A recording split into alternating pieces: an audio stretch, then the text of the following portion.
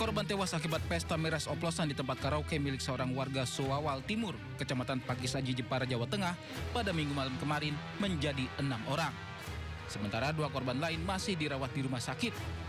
Tak lama setelah melakukan penyelidikan, Polres Jepara menetapkan 3 tersangka, yakni pemilik tempat karaoke yang jadi lokasi pesta miras dan 2 lainnya yang sudah meninggal karena ikut menenggak miras oplosan. Tersangka terlibat melakukan pengoplosan miras tanpa didasari keahlian dengan tujuan hanya untuk memperoleh keuntungan. Bitlab Forpolda Jateng juga turun tangan untuk mengotopsi korban untuk mendapat tambahan barang bukti. Untuk terlapor yang sekarang sudah menjadi tersangka ada 3. Yang pertama MR alias Pongli, kemudian S alias Kancil, serta ESW. Jadi ada 3 yang sudah kami tetapkan sebagai tersangka, dan kemudian salah satu dari tersangka tersebut merupakan orang yang juga menjadi korban dan meninggal dunia.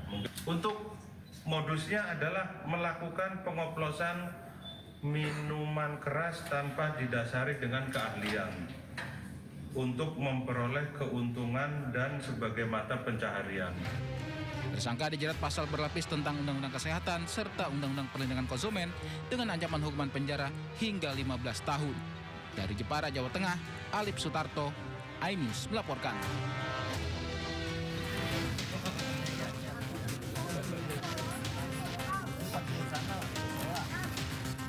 Isak tangis keluarga pecah di area pemakaman umum mengiringi pemakaman jenazah korban miras oplosan di Subang, Jawa Barat. Korban merupakan yang ke-9 tewas akibat mengonsumsi minuman keras oplosan. Para korban terdiri dari 8 laki-laki dan 1 orang perempuan.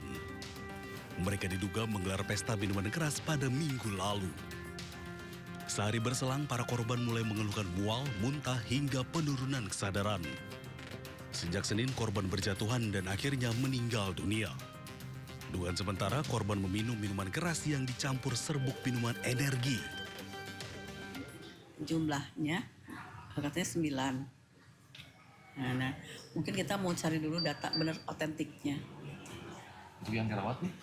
Yang dirawat setahu kita baru informasi baru 3 di rumah sakit di Ciereng. Sementara itu, korban selamat masih dalam perawatan tim medis, sementara kasusnya masih dalam penyelidikan. Dari Subang, Jawa Barat, Yudi Heriawan Juanda, iNews melaporkan. Pemirsa, tabrakan beruntun kembali terjadi usai truk trailer menabrak 7 mobil di tol Bocimi Ciawi, Bogor, Jawa Barat. Beruntung kejadian tidak menelan korban jiwa, namun sejumlah kendaraan ringsek parah usai terjepit. Alhamdulillah selamat.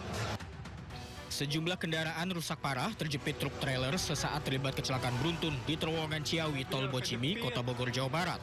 Beruntung kejadian tak menelan korban jiwa, namun sebanyak 8 kendaraan mengalami kerusakan. Alhamdulillah selamat. Kejadian bermula saat truk trailer muatan air ini melaju kencang dari arah Sukabumi menuju Jakarta. Nahas saat melintasi jalur turun menikung, pengemudi gagal rem mendadak hingga menabrak 7 mobil yang sedang antri perbaikan jalan di terowongan Ciawi. Dari hasil olah TKP, unit Gakum Satlantas Polresta Bogor diduga kecelakaan akibat supir truk lalai berkendara. Terjadi kecelakaan antara mobil besar, menabrak antrian mobil-mobil kecil yang dikarenakan ada perbaikan jalan. Sedikitnya 4 mobil rusak parah dievakuasi ke unit laka PJR Ciawi dan 4 mobil lainnya dibawa pulang pengendara. Kasus tabrakan beruntun masih ditangani unit Gakum Satlantas Polresta Bogor Kota. Dari Bogor, Jawa Barat, Andi Firmansyah, iNews melaporkan.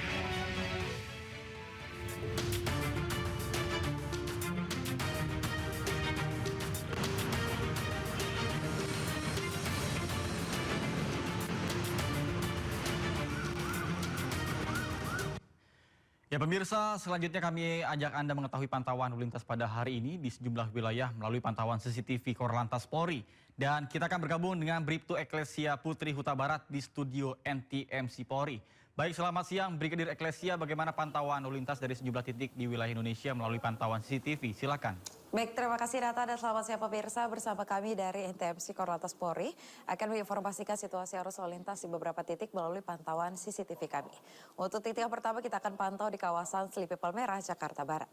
Situasi arus lalu lintas dari arah Semanggi yang akan menuju ke arah Grogol, Petamburan, Pejompongan maupun Cawang pada siang hari ini tampak cukup kondusif lancar dari berbagai arahnya. Kami menghimbau kepada seluruh pengendara untuk tetap berada pada jalur Anda masing-masing dan tidak merobos jalur yang berlawanan arah demi keselamatan diri Anda dan juga pengendara lainnya. Dan titik selanjutnya kita akan beralih di kawasan JPO Taman Anggrek, Jakarta Barat. Situasi arus lalu lintas dari arah Selipi yang akan menuju ke arah Grogol melalui jalur arteri pada siang hari ini tampak cukup kondusif lancar. Kami menghimbau kepada seluruh pengendara untuk tetap menjaga jarak aman kendaraan Anda dengan kendaraan lainnya. Dan titik selanjutnya kita akan pantau di kawasan Simpang Tomang, Jakarta Barat. Situasi arus lalu lintas dari arah Exit Tol Tangerang yang akan menuju ke arah Harmoni maupun Cawang pada siang hari ini tampak cukup kondusif lancar, begitu pula dari arah Cawang yang akan menuju ke arah Grogol melalui jalur flyover. Perlambatan kecepatan kendaraan hanya terjadi jelang antrean traffic light saja, selepasnya kendaraan dapat melaju dengan kecepatan normal. Kami menghimbau kepada seluruh pengendara untuk tetap bersabar dan berhenti di belakang garis stop pada saat mengantri jelang traffic light. Dan titik selanjutnya kita akan pantau di kawasan JPO Senayan, Jakarta Barat. Situasi arus lalu lintas dari arah Gatot Subroto yang akan menuju ke arah Selipi pada siang hari ini tampak cukup ramai namun tetap lancar, begitu pula dari arah Semanggi yang akan menuju ke arah Kuningan maupun Cawang. Kami menghimbau kepada seluruh pengendara yang melintasi kawasan ini untuk tetap berhati-hati dan selalu mematuhi rambu lalu lintas serta marka jalan yang berlaku. Dan tidak lupa kami mengingatkan kembali kepada pemirsa bahwa operasi keselamatan masih berlangsung hingga tanggal 15 Februari 2026. Untuk itu selalu lengkapi surat-surat kendaraan Anda sebelum melakukan perjalanan. Demikian Bribtu Eklesia melaporkan, selamat beraktivitas, hati-hati di jalan dan salam presisi. Kembali kepada Nata, silakan. Baik, terima kasih Bribtu Eklesia atas laporannya dari Studio NTMC Polri. Selamat bertugas kembali dan salam presisi.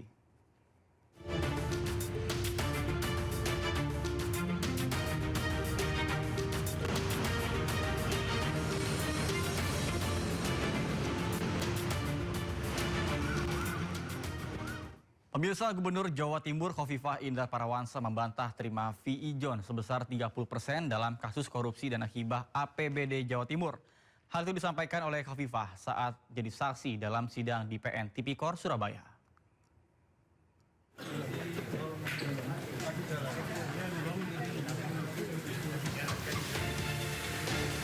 Gubernur Jawa Timur Khofifah Indar Parawansa akhirnya hadir di Pengadilan Tipikor Surabaya, Jawa Timur. Khofifah datang untuk menjadi saksi dalam kasus korupsi dana hibah Pokir DPRD Jawa Timur periode 2019-2024. Dalam sidang ini, Jaksa Penuntut Umum mengejar Khofifah dengan sejumlah pertanyaan. Salah satunya termasuk tudingan bahwa Khofifah menerima fee ijon sebesar 30%. Namun dalam sidang Khofifah membantah hal tersebut. Jadi apa yang dituduhkan dan banyak kawan-kawan yang juga ikut memuat, saya ingin menyampaikan bahwa saya ingin menegaskan bahwa itu tidak benar. Bahwa itu tidak benar. Kawan-kawan bisa lihat secara presentatif itu sudah di atas 300%. Berarti itu tidak benar. Dan saya ingin menyampaikan kepada seluruh masyarakat Jawa Timur bahwa apa yang dituduhkan itu tidak benar.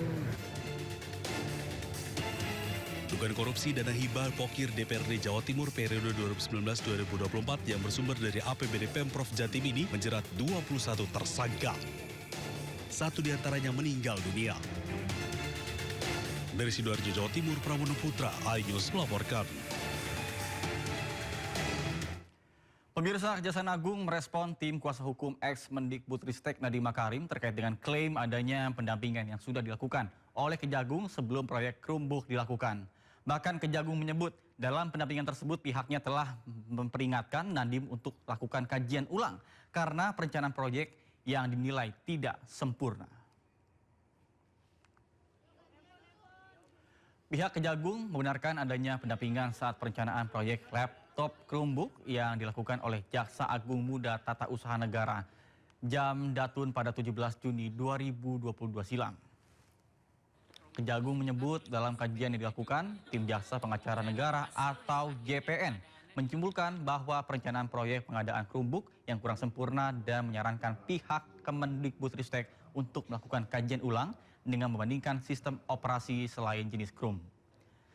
Selain itu, Kejagung juga menyebut ada keterlibatan ex-staf khusus Nadiem yang mengarahkan pembelian laptop Chrome.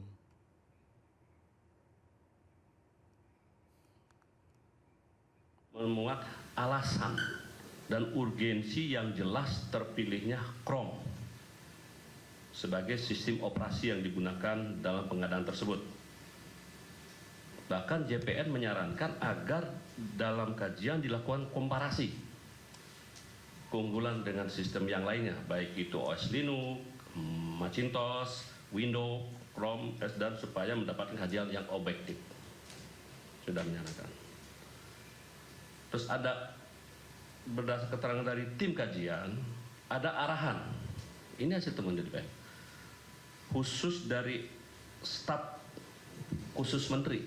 Memang sejak awal sudah diketemukan ada staf khusus menteri secara inline yang mengarahkan ke pemakaian Chrome.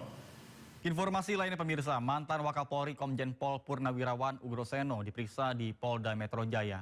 Ugroseno diperiksa sebagai saksi meringankan untuk tersangka Roy Suryo CS.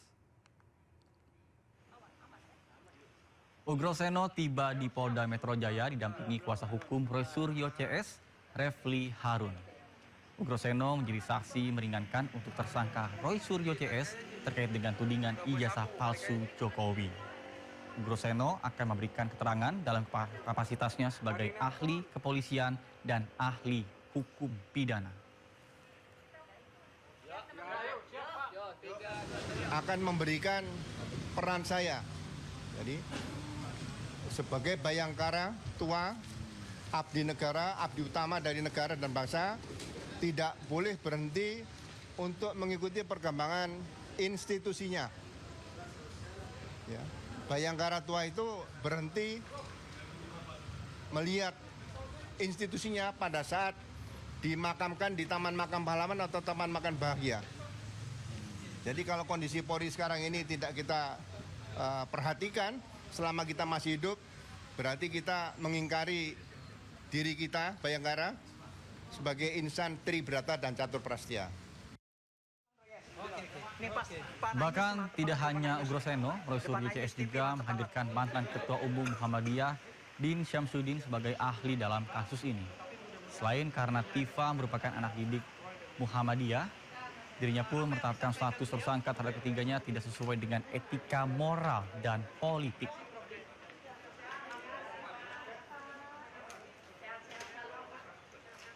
Katakan bahwa ketersangkaan itu atau penersangkaan itu tidak sesuai dengan nilai-nilai etika moral maupun hukum dan politik yang saya pahami. Alasannya adalah Dr. Tifauzia Tiasuma dan kawan-kawannya mengajukan gugatan tuduhan atas pemalsuan ijazah oleh Joko Widodo. Menurut pendapat saya, itu adalah hak konstitusional sebagai seorang warga negara yang dijamin oleh konstitusi. Pemirsa, Direktur Utama KAI, Bobi Rashidin, mengungkapkan 900 lebih armada KRL yang beroperasi saat ini tergolong uzur dengan usia mencapai 34 hingga 41 tahun. Bahkan kondisi armada yang menua ini menimbulkan kekhawatiran serius terhadap kapasitas angkut.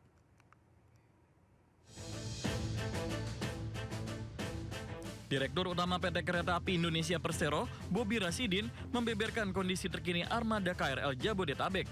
Sebanyak 908 dari total armada KRL yang beroperasi saat ini tergolong uzur dengan usia mencapai 34 hingga 41 tahun. Bobi menjelaskan, usia KRL yang sudah di atas 3 dekade ini mayoritas berasal dari kereta bekas impor. Sebagai perbandingan, KAI baru mengoperasikan 180 unit kereta baru. Ini terdiri dari 132 unit atau 11 trainset produksi CRCC Sifang, serta 48 unit atau 4 trainset buatan Inka. Kondisi armada yang menua ini menimbulkan kekhawatiran serius terhadap kapasitas angkut. Bobi memproyeksikan, tanpa pengadaan sarana baru, lonjakan penumpang bisa mencapai 630% pada tahun 2030. Perlu digarisbawahi pada saat ini, satu gerbong pada peak hour itu penumpangnya sekitar 300 orang, Pak. Jadi kalau kita lihat ukuran gerbong itu adalah sekitar 3 kali 20 meter, 60 meter persegi. Kalau dibagi dengan 300 berarti 1 meter persegi itu ditempati oleh 5 orang pada saat ini. Ini menggambarkan kondisi kepadatan penumpang pada KRL di stasiun yang mengakibatkan penurunan tingkat kenyamanan penumpang dan peningkatan risiko terhadap keamanan penumpang. Bobi menambahkan, kepadatan penumpang pada jam sibuk atau peak hour sudah berada pada level mengkhawatirkan. Dalam satu gerbong KRL, jumlah penumpang bisa mencapai sekitar 300 orang.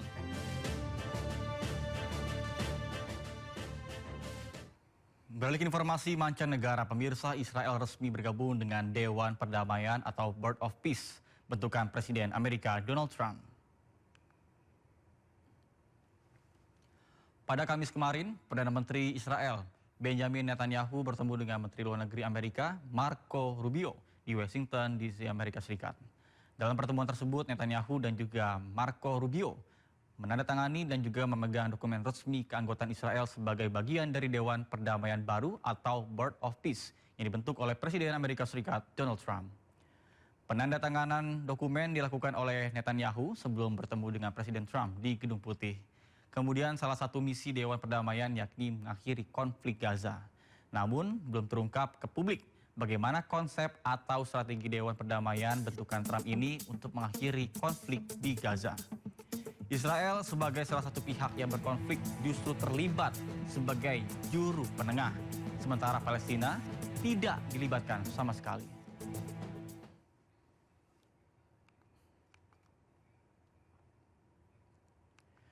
Sementara itu, juru bicara Kementerian Luar Negeri Yvonne Mewengkang menegaskan bahwa masuknya Israel ke dalam Board of Peace atau BOP tidak menggoyahkan komitmen Republik Indonesia dalam memperjuangkan perdamaian dan juga menghentikan kekerasan di Gaza.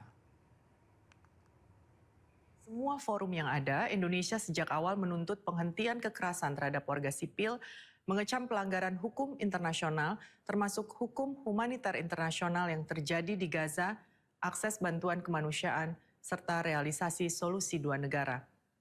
Dalam konteks tersebut, Indonesia melihat pentingnya keterlibatan para pihak yang berkonflik sebagai bagian dari proses menuju perdamaian. Indonesia oleh karenanya akan memanfaatkan keanggotaan di Board of Peace untuk juga aktif mendorong keterlibatan otoritas Palestina dan memastikan seluruh proses tetap berorientasi pada kepentingan Palestina dan menghormati hak-hak dasar rakyat Palestina serta mendorong terwujudnya solusi dua negara. Sebelumnya, Presiden Republik Indonesia Prabowo Subianto menandatangani piagam pembentukan Dewan Perdamaian atau Board of Peace di Davos, Swiss, tepatnya pada 22 Januari 2026 lalu. Dewan Perdamaian dibentuk untuk menyelesaikan berbagai konflik global, salah satunya adalah ketegangan di Gaza.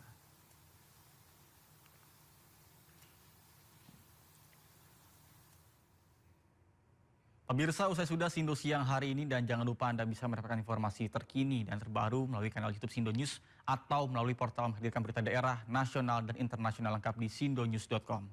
Saya Nata Arman beserta kerabat kerja pamit undur diri. Terima kasih, selamat siang dan sampai jumpa.